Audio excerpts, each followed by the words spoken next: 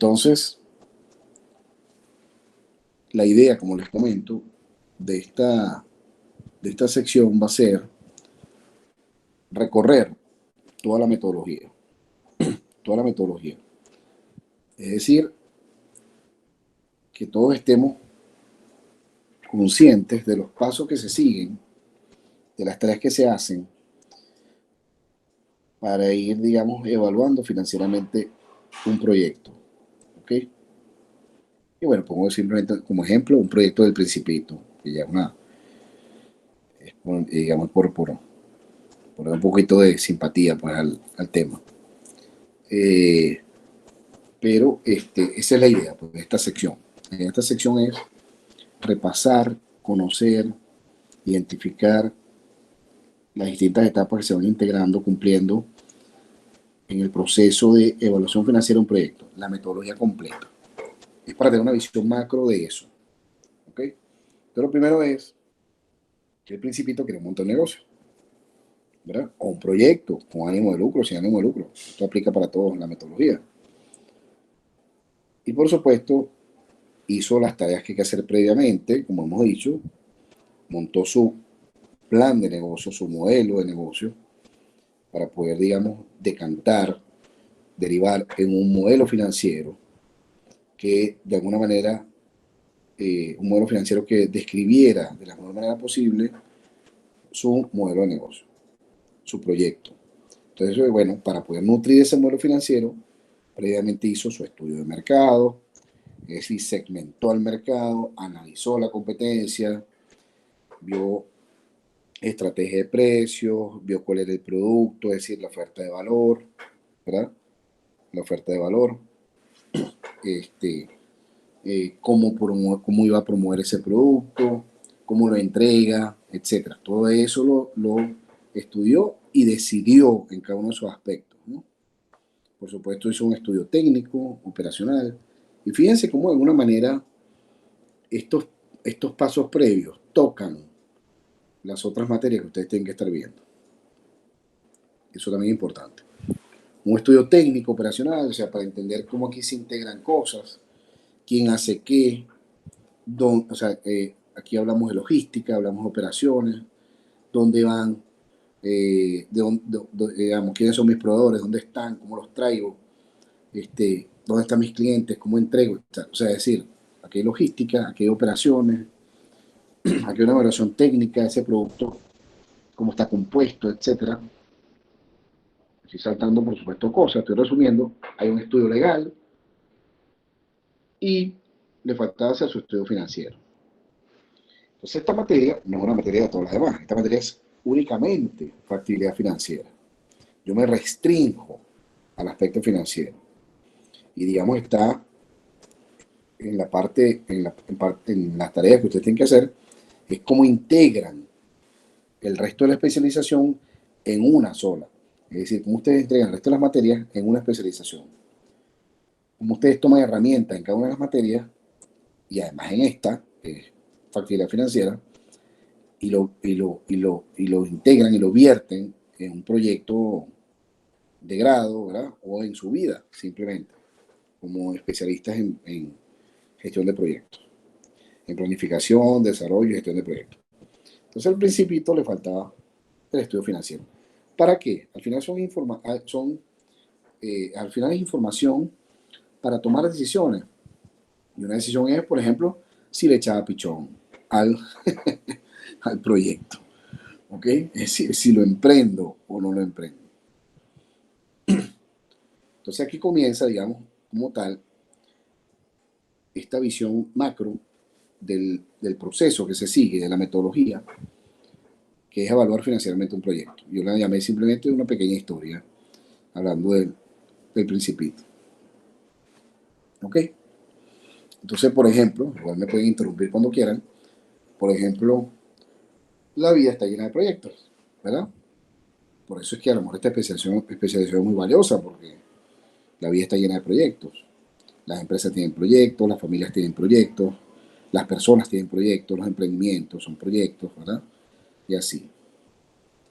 Y esos proyectos pueden ser, digamos, en esta en este aterrizaje o en esta, digamos, descripción de la realidad, por supuesto, realidad que es mucho más compleja, pero que uno sintetiza, simplifica, puede ser con ánimo de lucro, porque persiguen una rentabilidad, pueden ser sin ánimo de lucro, porque no persiguen una rentabilidad, ¿verdad? Por ejemplo, los proyectos pueden ser sin ánimo de lucro, pero no tienen ánimo de pérdida. Es decir, aunque no persigan una rentabilidad, no pueden partir del hecho de que para siempre van a ser un hueco sin fondo, de pérdida de dinero. ¿Por qué? Bueno, porque entonces hay que preguntarse quién cubre eso y si ese bolsillo está dispuesto a financiarlo siempre. ¿Ok? Y los proyectos pueden ser también con ánimo de lucro, entendido así porque el beneficiario y el que paga generalmente coinciden. Entonces uno distingue en estas cosas que una cosa es el beneficiario, otra cosa es el cliente, ¿verdad? No necesariamente el beneficiario y el cliente son los mismos, pero digamos que en el ánimo de lucro generalmente coinciden, ¿verdad? Por supuesto, yo puedo ir a una tienda de ropa a comprar una camisa para regalarla, claro. Ahí el beneficiario no coincide con el cliente, lógicamente. O voy y le digo a alguno de ustedes, bueno, vamos a almorzar, entonces yo pago, claro. Pero generalmente, digamos, uno va y se compra algo y uno es el beneficiario y tal, el cliente. El punto está en que el punto está en identificar quién pone los reales, ¿no? Porque es que independientemente del proyecto ocurre. Sin ánimo de lucro, bueno, a lo mejor el beneficiario allí generalmente es distinto al que paga, porque a lo mejor yo digo, bueno, mira, perfecto, yo estoy aquí montando, no sé, una asociación civil para atender a personas mayores, pues, con discapacidad cognitiva, por ejemplo, Alzheimer. Bueno, pero quien paga es un familiar o paga un tercero que no necesariamente es el beneficiario. ¿Ok? Pero bueno, está bien. El punto está de nuevo preguntarse quién sostiene el tema. ¿Ok? Y cómo se vincula para sostenerlo. Se vincula porque es cliente, se vincula porque es un sponsor o dona, un donante, ¿no? Este, o se vincula porque es un subsidio cruzado. Yo levanto dinero de una manera, pero financio a otro, subsidio el servicio. Es decir, hay que ver quién pone los reales, cómo se vincula además. Son socios que se vinculan, son inversionistas, son acreedores, eso es importante. Son sponsors. Entonces, con ánimo de lucro no, lo que sí es cierto es que en ambos casos todos deben agregar valor a la sociedad. Es decir, tanto el proyecto que tiene ánimo de lucro como el que no lo tiene, si no agrega valor a la sociedad, desaparece. O desaparecerá porque no hay un cliente que esté dispuesto a pagar por ese servicio o por ese bien, ¿verdad? Por ese producto.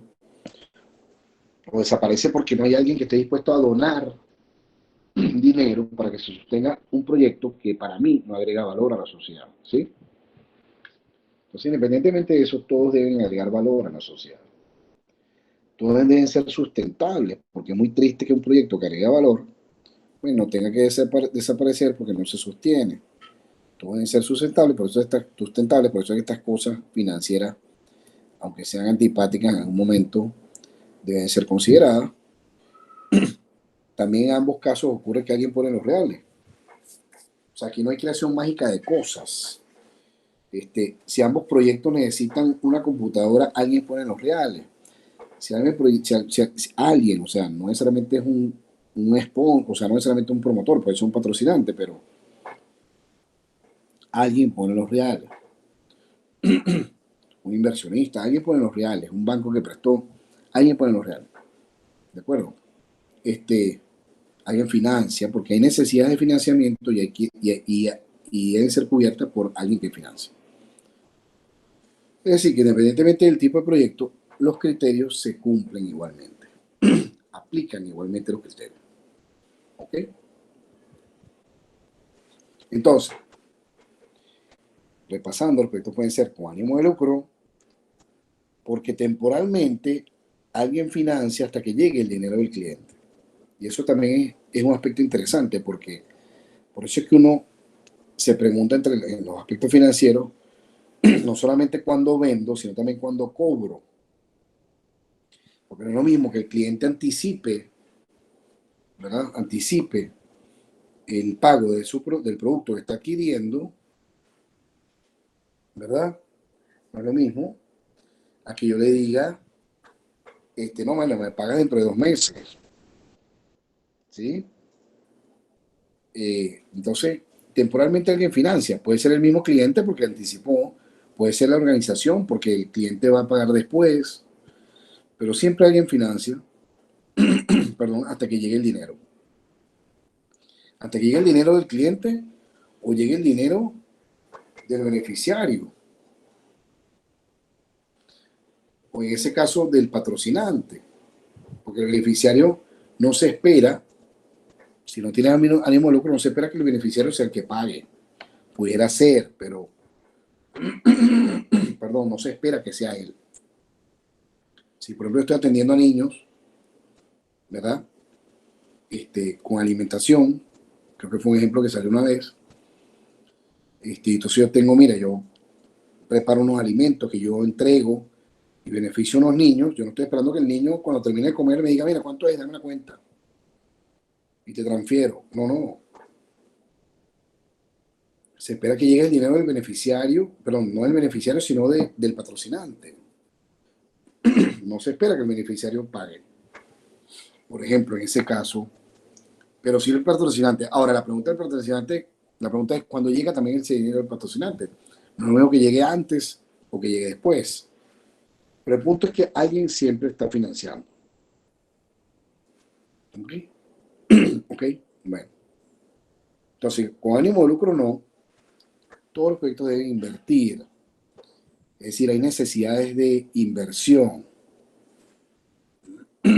Por ejemplo, independientemente si tiene ánimo de lucro o no, aquí necesitamos a lo mejor computadoras, herramientas, equipos, maquinarias, ¿no? Necesitamos a lo mejor mobiliario, necesitamos unos escritorios, perdón, necesitamos una silla, por ejemplo.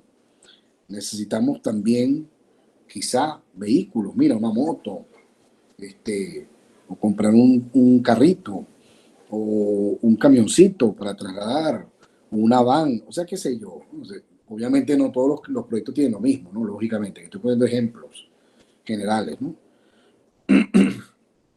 O genéricos. Eh, También hay necesidad de inmuebles. Yo tengo que pensar, bien, ok, perfecto, a mí me están pidiendo una oficina, o necesito una oficina. Bueno, la alquilo, la compro, o sea, invierto en ellos porque la estoy alquilando y la remodelo, o me compré esa oficina así y la remodelé. Es decir, también hay un tema de inmuebles, de espacio que hay que atender. Necesito un galpón, necesito un centro de acopio, necesito un centro para almacenar, ¿qué necesito? O sea, no sé, me explico. Esas son preguntas, ¿no? Quizás necesite terrenos, comprar terrenos, no lo sé. Este, eh, o por supuesto temas más intangibles, como marcas, patentes, que tengo que a lo mejor, marcas que tengo que registrar o que tengo que pagar, o tengo que pagar a lo mejor derechos para explotar alguna marca, para poder usar alguna marca, qué sé yo. O sea, son ejemplos en las cosas que pudiera invertir el proyecto, tenga ánimo de lucro o no. A lo mejor hay temas de software, ¿no? Por supuesto, hay tecnología. A lo mejor yo tengo que comprar y pagar algunas licencias para poder usar algunos software, qué sé yo. O simplemente desarrollarlos, contratarlos, comprarlos. ¿De acuerdo? También puede haber inventario que allí se esté o adquiriendo como materia prima para luego transformarlo en un producto terminado que luego se entrega, ¿verdad? Se vende. Por ejemplo, el caso de alimentos que dijimos. Bueno, yo puedo decidir, mira, y asocien esto con la discusión del plan de negocio. Yo puedo decidir comprar ya esos alimentos preparados en un restaurante y después lo que hago es irlos a llevar. Y ya. Pero también pudiera decidir, no, yo voy a comprar la materia prima. y yo hago el plato de comida. Yo voy a comprar mis papas, no sé, carne, pollo, lo que sea. Depende de lo que yo esté pensando como diseño de ese plato. Y después yo lo preparo y lo entrego. Son decisiones distintas que afectan al modelo de negocio y afectan el modelo financiero también. Entonces, esos inventarios pueden ser de materias primas o de productos que ya están terminados y simplemente los revendo. No es lo mismo decir, me dice que pienso vender camisas, no es lo mismo que yo llegue y compre la camisa hecha y la vendo en mi tienda de cualquier lugar, de cualquier centro comercial, a que yo diga, no, no, yo voy a integrar verticalmente. Entonces voy a comprar más bien son las telas, ¿verdad? Y los hilos y los insumos. Y yo voy a confeccionar y hacer la camisa. Y después la voy a vender en mis tiendas. Son distintas cosas. Entonces son decisiones que obviamente impactan el modelo financiero porque impactan el modelo de negocio. Entonces hay un tema de inventarios en los que hay que invertir. Hay un tema también, por supuesto, de efectivo que debo tener líquido, de dinero que debo tener líquido para justamente sostener esa operación. Porque a lo mejor de aquí a que llegue el pago del cliente, a lo mejor yo tengo que pagar servicios o pagar nóminas, ¿verdad? O de aquí a que llegue el financiamiento del sponsor, ¿no? Del patrocinante, yo tengo a lo mejor que pagar nóminas y pagar también algunos servicios y tal. Entonces, esta quiere ser simplemente una lista pues, de ejemplos para lo que hay que invertir. Y termino con esto. Esta columna izquierda, digamos, que está en azul, más claro y más oscuro, es esa necesidad de inversión. Pero eso no se crea mágicamente. Alguien debe poner los reales.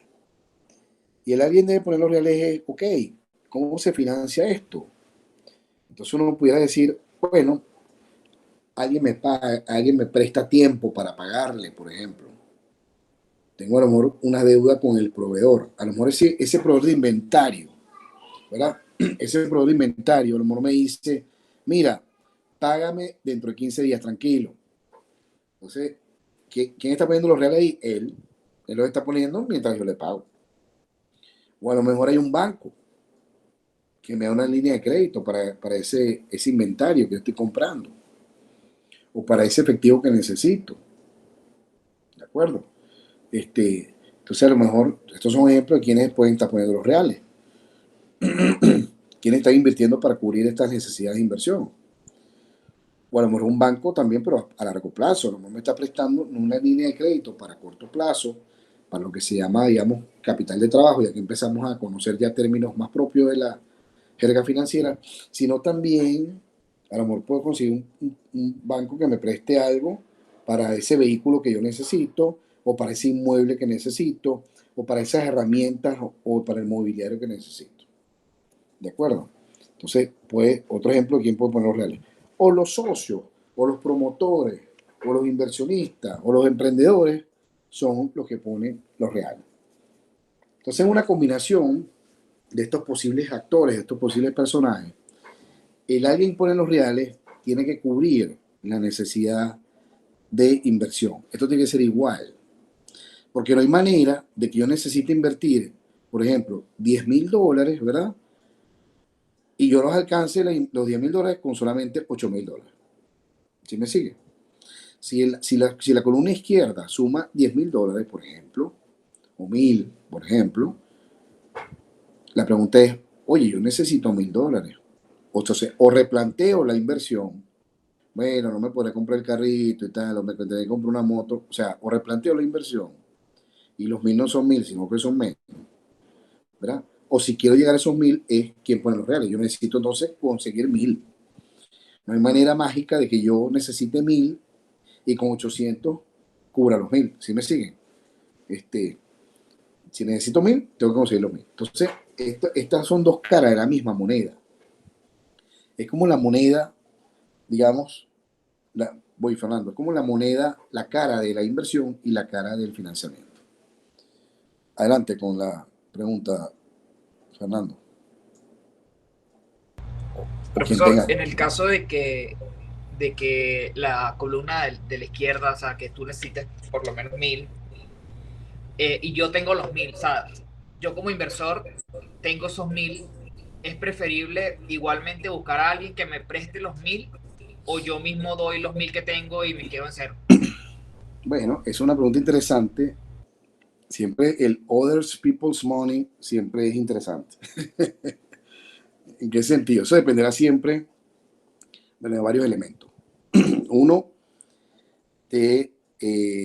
lo básico es la idea y el proyecto, porque, como dicen por ahí, pues, uno tiene que enfocarse en que las ideas sean buenas y no partir del bolsillo de uno. Es decir, uno muchas veces puede decir, mira, oye, vale, yo no puedo ser un emprendedor porque yo no tengo nada en el bolsillo.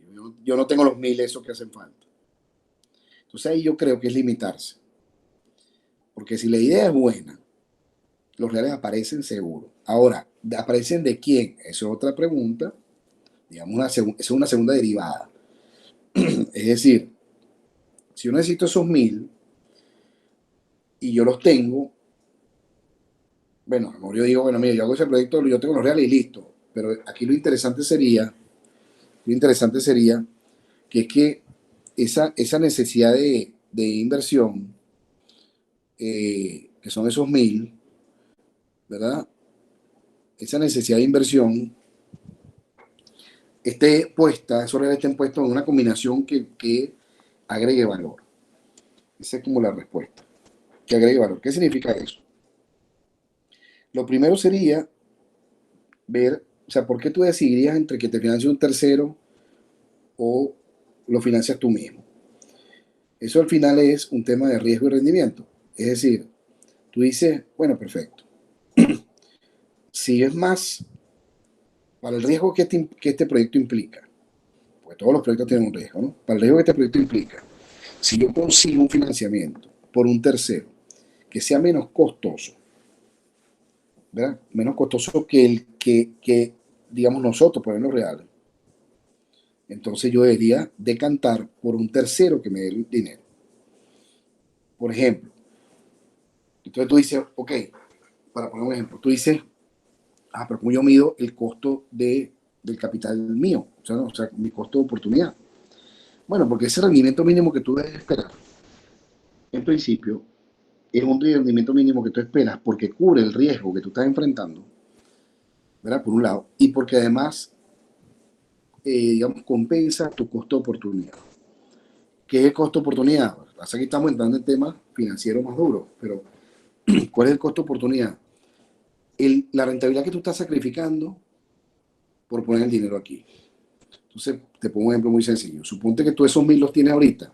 Si los tienes en una gaveta, no estás rindiendo nada, pero si los tienes, por ejemplo, si tienes la oportunidad de invertir en otras cosas y que supongamos que tú tienes la oportunidad de invertir esos 1000 en otro proyecto de igual riesgo, entonces tú seguramente preferirías invertir en un proyecto que te rinda más, dado que es el mismo riesgo, ¿no?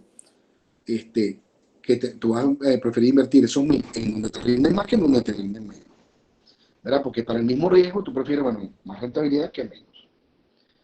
Si el riesgo ya es distinto, ya entonces tú dices, bueno, mira, ok, lo que estoy seguro es que si los dos me ofrecen el mismo rendimiento, me voy con el que menos riesgo tenga, ¿ok? Pero si los dos riesgos son distintos, entonces lo que uno tiende a esperar, por eso es que digo que riesgo y retorno, uno tendería a esperar que el rendimiento que dé el proyecto más riesgoso sea superior al rendimiento que da el proyecto menos riesgoso. ¿Ok? Entonces, por un lado, esa decisión o esa conveniencia de si pones el dinero tú o lo pone un tercero, depende entonces del costo-oportunidad del dinero, de ambos. Pues si por ejemplo tú dices, oye, vale, mira, yo me meto en este proyecto, yo meto los reales en este proyecto, si este proyecto a mí me da 20% en dólares al año, por ejemplo, o 30% en dólares al año. Si no, no me meto en este proyecto. Entonces a lo mejor tú dices, pero el proyecto no es malo, el proyecto es bueno. Entonces a lo mejor tú dices, bueno, antes de poner los reales yo, others people's money. Prefiero usar los reales de un tercero. Y entonces tú dices, ok, y si yo consigo los reales del banco y en vez de cobrarme 30% al año me cobra 20, hay hay algo interesante aquí, hay un arbitraje interesante. ¿Por qué? Porque tú dices, bueno, yo capto el dinero de un tercero, mi compromiso es rendirle 20, ¿verdad? Hago este proyecto que a lo mejor da son 25, entonces el proyecto es bueno, yo me gano el 5 de diferencia, pero yo no pongo un dinero que para mí es más costoso, porque a mí mi costo de oportunidad es 30%. No sé si me expliqué con el ejemplo, a lo mejor estoy enredando con los números, pero yo creo que a lo mejor lo puedo mostrar mejor, a ver, así. Un segundo para rayar. Quizá rayando se ve mejor.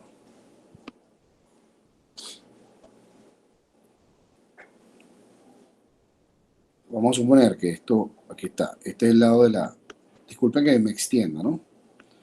Ya estamos sobre la hora. Dijimos que este era el lado de la inversión y esto tiene que ser igual. Bueno, lo puse en negro. Esto tiene que ser igual a este lado, que era el ladito del financiamiento. Lo que pasa es que este lado del financiamiento hay como dos grandes grupos. Están los terceros que pueden prestar unos reales y están los que están en verde, que son los promotores, emprendedores, socios, inversionistas y tal, como los quieran llamar. Aquí socios, que pueden también poner los reales. Lo que quise decir es lo siguiente. Este proyecto, esa inversión en ese proyecto, yo tengo que ver su rentabilidad. Y aquí me estoy de nuevo adelantando. Esto puede ser que de 25%. Eso es lo que quise decir. Esta es la rentabilidad de este proyecto. ¿Cómo se mide eso? Ya lo vamos a ver.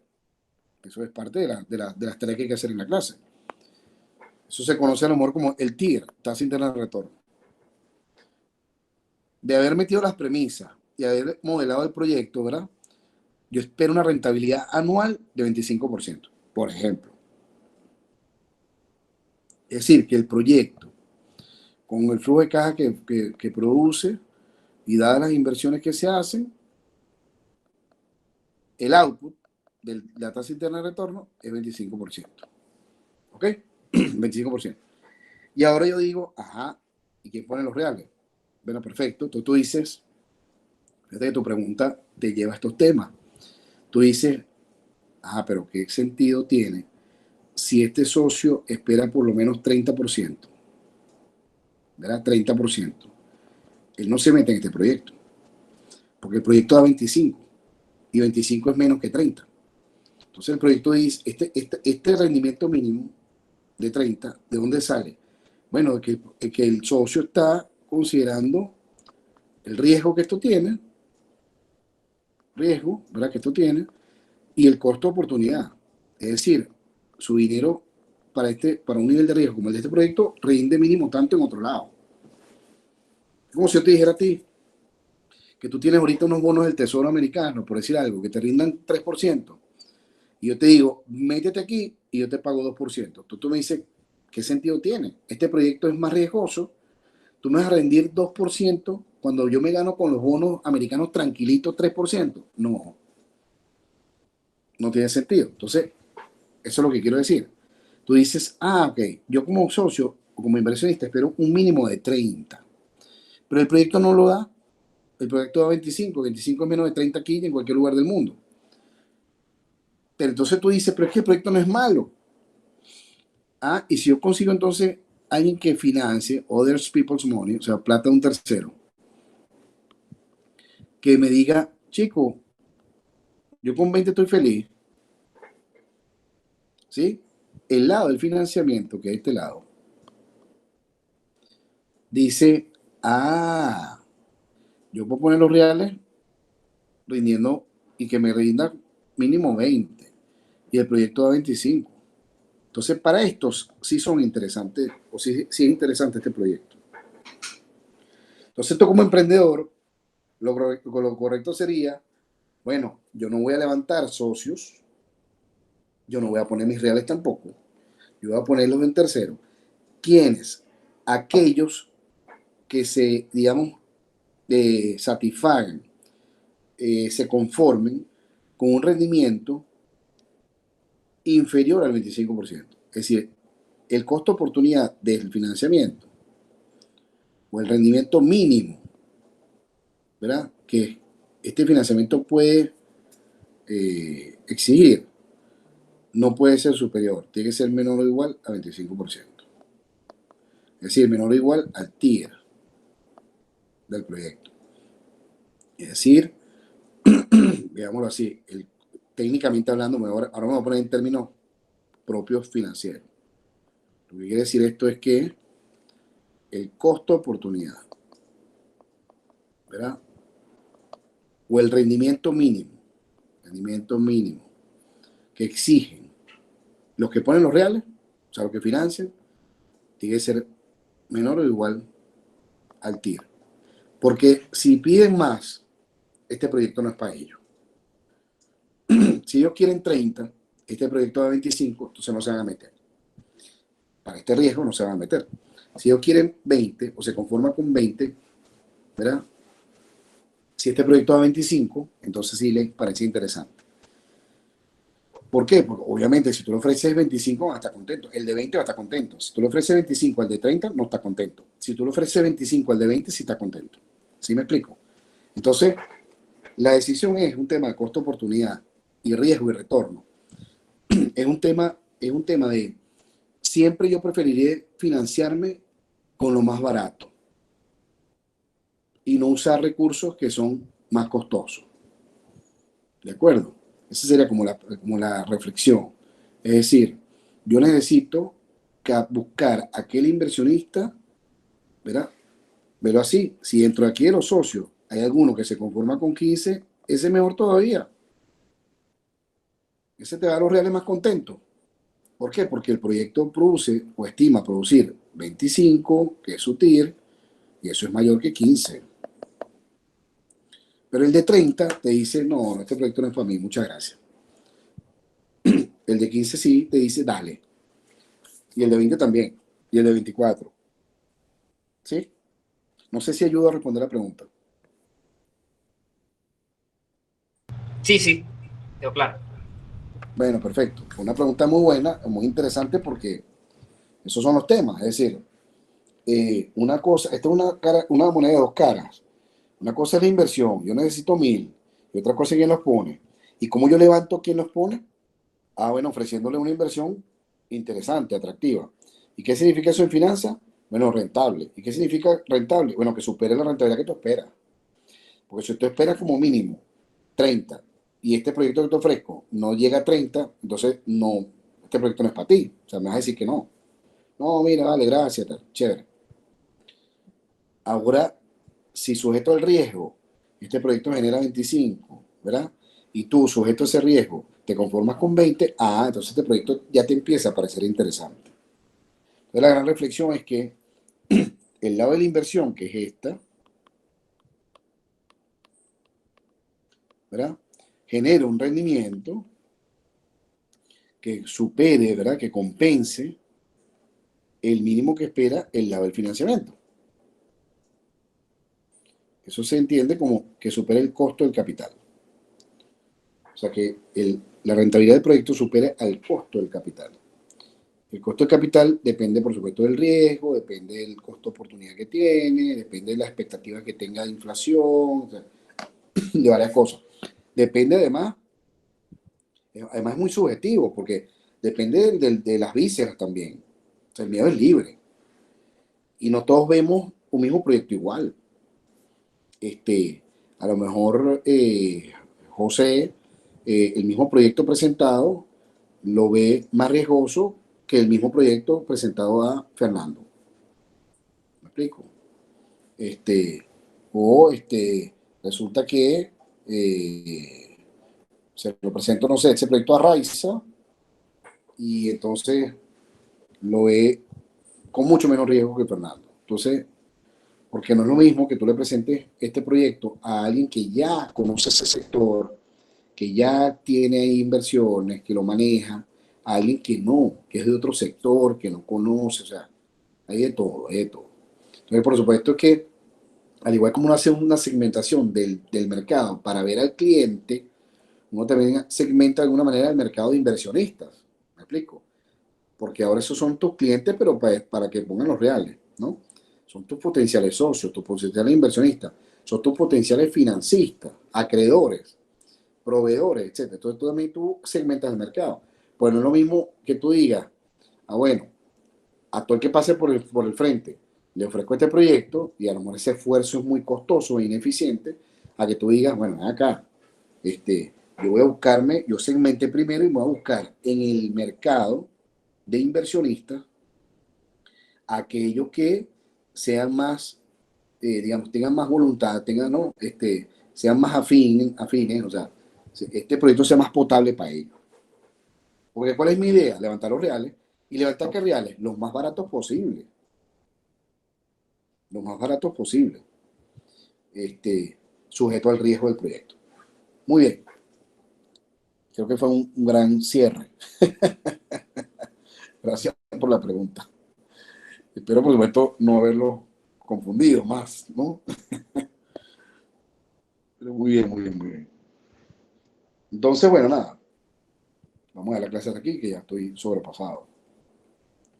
Y seguimos la próxima. Ya saben, todos los materiales están en el salón virtual y no hace falta esperar la próxima clase para aclarar dudas o interactuar con la materia. Vayan llevándola al día.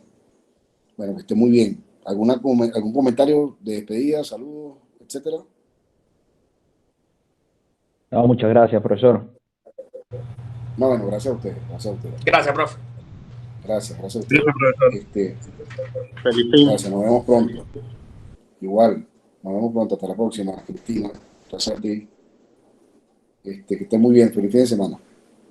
Saludos. Hasta la próxima, Tulio. Gracias. El colega. Bueno, ya cierro entonces la grabación y cierro la clase.